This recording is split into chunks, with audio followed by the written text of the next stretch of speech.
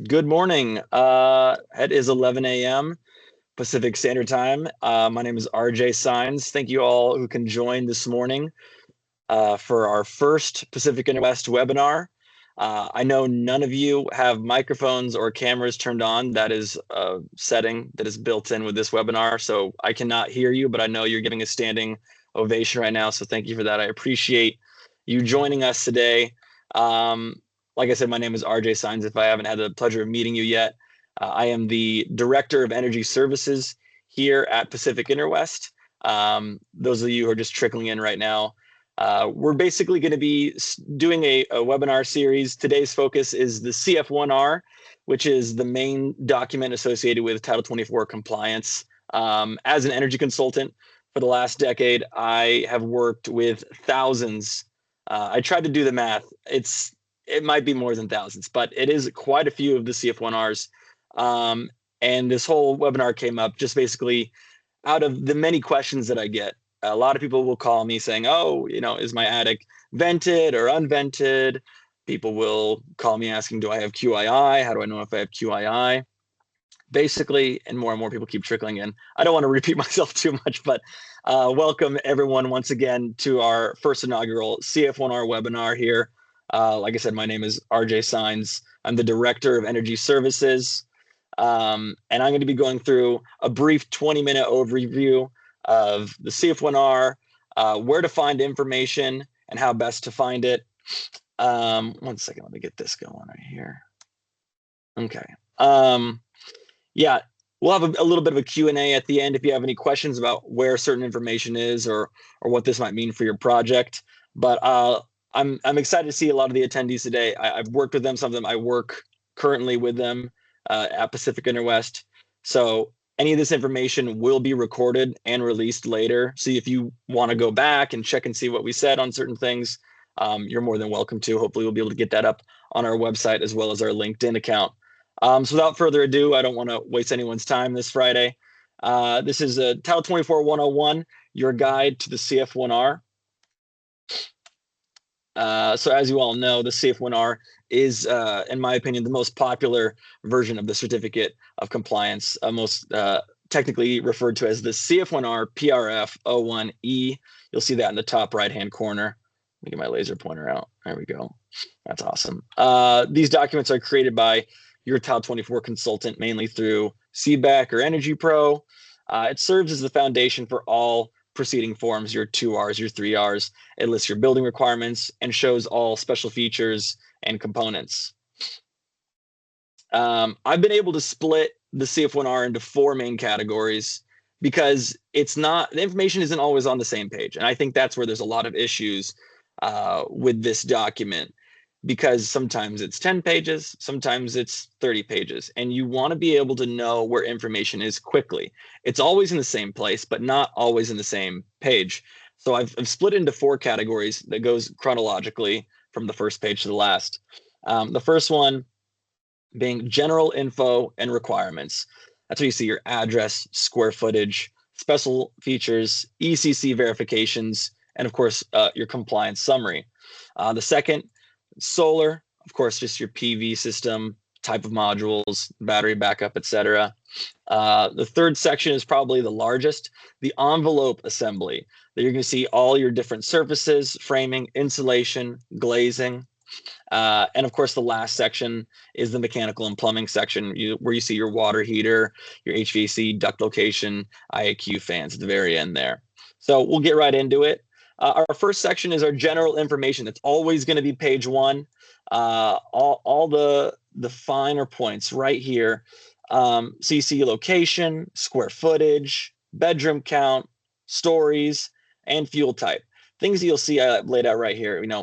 We have our city, our climate zone, square footage down here, item 18. And these line items are always going to stay the same. So whether you're looking at a remodel or a multifamily, this first page of the CF1R is always going to have this information. Here you see the standards version 2025, as well as our glazing percentage. That just shows the amount of glazing we have on every single building. And we'll get into glazing as we get further along in the CF1R. This next part of this first section is the special features. Every project is different, but right after our first page of information, sometimes it squeezes in on that first page, but sometimes it rolls over to the second page. I have two examples of this, one with a very small amount of special features and one with a significantly larger amount. So you see this first project over here, it just shows the type of solar PV system we have here, as well as one of the heat pump water heaters that are going to be on this special features on this for this project. But the second project over here, we have a lot more special features. You're seeing things like a battery backup system. You're seeing things with a IAQ ventilation that's talking about a balanced fan. That's going to be your ERV or HRVs. A cool roof requirement for this project, as well as insulation below our roof deck. That's all your high performance attics. That's always going to lay it out on that first or second page right there. And when there's a lot of special features, it'll definitely be on that second page of the CF1R. Next, we have the ECC feature summary, or as some of us are still trying to refer to as the HERS feature summary. And that's fine. A lot of city planners, they want to see, the plan checkers, they want to see this on the cover sheet. They want to see us list all these features right out the gate. And you'll find it within the second or third page, but all in this first section of general information. This project shows QII. It shows the verified EAR and SEER 2. It shows verified refrigerant charge, duct leakage testing, low leakage air handling. And it's going to show exactly everything you need for your HERS raters, or like I said, a lot of plan checkers want to see, ECC raters, and also your plan checkers are going to want to see this on the cover sheet most of the time. Get to the next page. And the last part of this first section is our compliance results. I could spend probably another hour talking about this information. It's a big calculation that goes into how we determine our energy compliance for each and every project. Oh, sorry, skip that. And all the proposed design, standard design, compliance margins, et cetera. This is especially how we're able to determine, just by looking at a CF1R, if you are Energy Star compliant. So again, could spend a whole nother section talking about even Energy Star and what goes into that for compliance. All right, this next section, like I said, gets its own section, solar. It's brief, it's quick, and it's always after general information. You're going to see the solar panels and the battery. Obviously, we have system size right here, 2.21, CFI1 or CFI2. Now, this has to do with where the panels are facing, or the azimuth, if you're not familiar with what that is. This is going to be under the CFI2 range, 105 to 300 degrees. Or if you're a specifically facing panel, which is sometimes you might be familiar, we need individual solar lots because, it's out of CFI range. And so they call me or your Tile 24 consultant, and they say, we need lot 26 to face 50 degrees on the panels. It'll say azimuth 50. And then battery size, of course. If you have a battery, it's going to show up here. If you don't have a battery, it's not even going to be on the CF1R. So people will call and say, do I have a battery? If you don't see it underneath the PV system, it's not there. It's not a requirement. So here we have a classic 5 kilowatt capacity battery backup system. And that's it for the second section. Very brief, and it's always after general info. Our next section is envelope assembly, where we see opaque surfaces, we see attic, and we see the glazing. Now, the opaque surfaces section is different only because it bookends this entire envelope third section, because we start out with more of a general look, and then we get into the details right after we're done looking at the glazing. So we'll go step by step. First, we have our opaque surfaces summary. Like I said, this is what's going to call out every major surface minor as well on your CF1R for your project. So it'll list right here under the first column our name. Like here we have rear wall by 6. This is the title that your Title 24 consultant has put in the file. So it's what they've titled it. Now, what isn't titled is what the construction is. So you see R21 with 1 coat. That's the makeup here for this wall. You'll see the orientation. It's facing the back. Gross area 360. Window door area 129. Like I said, this is a brief summary. Once we bookend this section, it'll go into detail what exactly makes up this R21 wall? What is in the one code? What's the exact R value of that insulation? We'll get into that. And that's with the opaque surface construction section, which follows the glazing. I know I'm kind of getting a little ahead, but we'll work backwards. The opaque surface construction, like I said, shows exactly what I was saying. This R21 with one coat wall. It's an exterior wall. It's a wood frame wall, 2x6 at 16. Total R value in the cavity is going to be R21. And this section right here, the interior exterior, shows if it is got an exterior insulation value. On the interior / it shows none. On the exterior, it shows 4. So that's where we get that R21 with one coat call out. And it's explicitly telling us what R value is in each category. Another part that I think is important to point out while I'm here is our high performance attics. So here we have an example. Let's see here, ceiling below attic. Yeah, this is a unvented high performance attic called out here. And you can tell that by, if you look at the bottom here, it says R30 roof attic, ceiling below attic. So R30. Oh, look at that. You know what? I'm reading my own CF1R incorrectly as in real time. This is a standard R30 attic. I'm getting ahead of myself. This is a standard R30 attic. R30 is in the rafter, and there's nothing in the roof of the attic where it says R0. You can jump up ahead and see that right there. So this is your standard R30. If it was the opposite, like I previously mentioned, you would see R30 in the roof deck, and you would see R0 in the ceiling below the attic. Now, in this attic section, which comes directly after our opaque surface summary, it shows what's modeled on the roof. We have a vented attic here, 5x12 pitch, and you see what's called out as the cool roof rating, as well as the radiant barrier. This does not have a radiant barrier called out here, or else it would say yes, and the cool roof rating is automatically put in there. It can be a really high cool roof rating, or what we have modeled here is probably one of the lower cool roof ratings. So anything higher than that will be acceptable out in the field. Yeah, radiant barrier. The fenestration and glazing section. This is going to outline all of our windows, from sliding glass doors to, of course, standard operable or fixed windows. And it shows where they're located, what size they are, and the U factor and SHGC. That's going to be a big one for anyone who's trying to match in CF2R, 3Rs, what the exact specifications of these windows are. And all your windows will be there on this section. This looks like it's a section where we've combined some glazing into 4 or 5 different inputs. But some windows, some projects will have upwards of 30 windows called out. And so this section will actually take up 2 whole pages, significantly larger. Yeah, orientation, size, U factor, SHGC. Now we're on to our final section, our 4th section here, the mechanical and plumbing section. You're going to see our water heater. You're going to see our HVAC, and you're going to see the IAQ ERV whole house fan right at the end of the CF1R here. And I'll go through this bit by bit for you. Okay, the water heater. The main thing that everyone's looking for is this a tankless water heater, or is this a heat pump water heater? I have 2 examples listed here.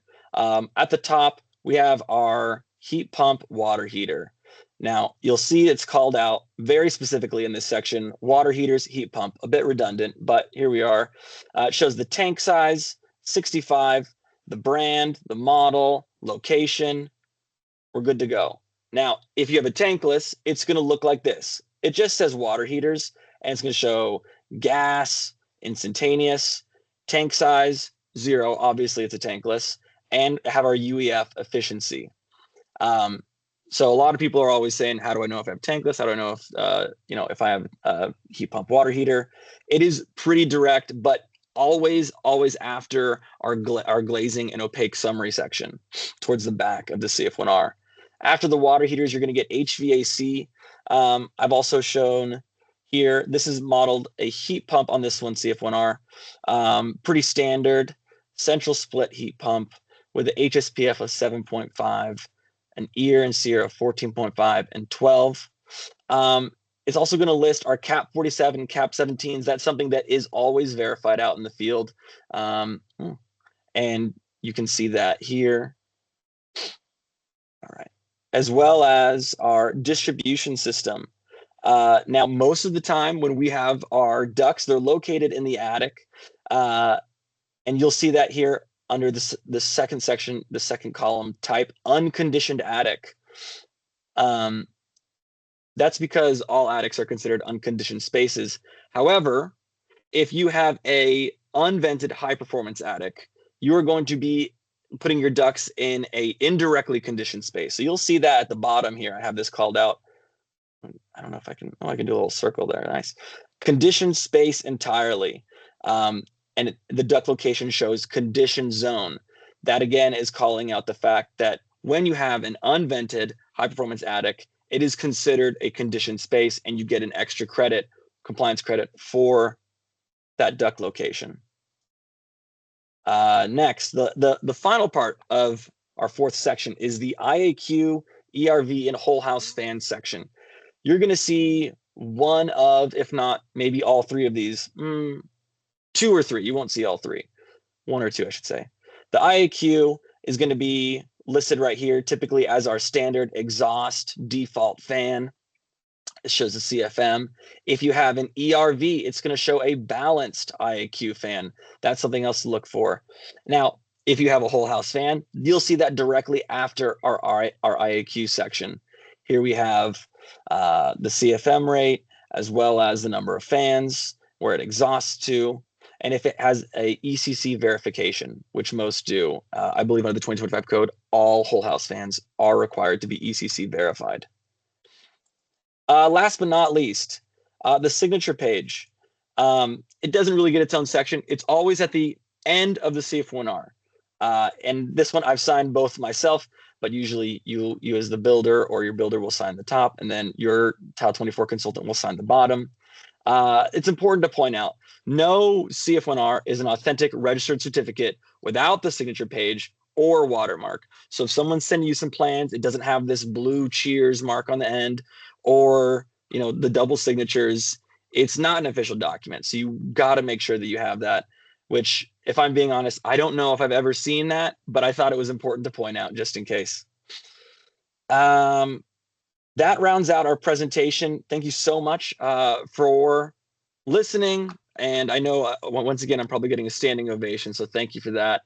I will open up the next 5 to 10 minutes. If there's any questions you have in regards to the CF1R or any Tile 24 document today, you can go to the Q&A section in this webinar and send a question or comment, or like I said, just maybe if you're congratulating me for an all-star performance, that's fine too. But yeah, I'll wait a few minutes if you guys have any questions. But that's the gist of our CF1R series today. Like I said, you're able to reach me at my email or phone if you have any specific questions, but this will be recorded for anyone to view in the future. Go back, look at some of these slides, and look at the sections that we have here. I'm looking here, and I must have done a fantastic job because we have absolutely 0 questions in review, which is great. I feel like I've done my job well. So thank you again for joining us. If you have any questions, like I said, please feel free to reach out to me, and look out for more of our webinars. We'll be hopefully doing some more this summer. Oh, here we go. We got a question right now. Perfect. What is the R value of a 1-inch rigid insulation? It's a trivia question. Let's go back to one of our slides here. Oh, hold on a second. Oh. Fenestration glazing.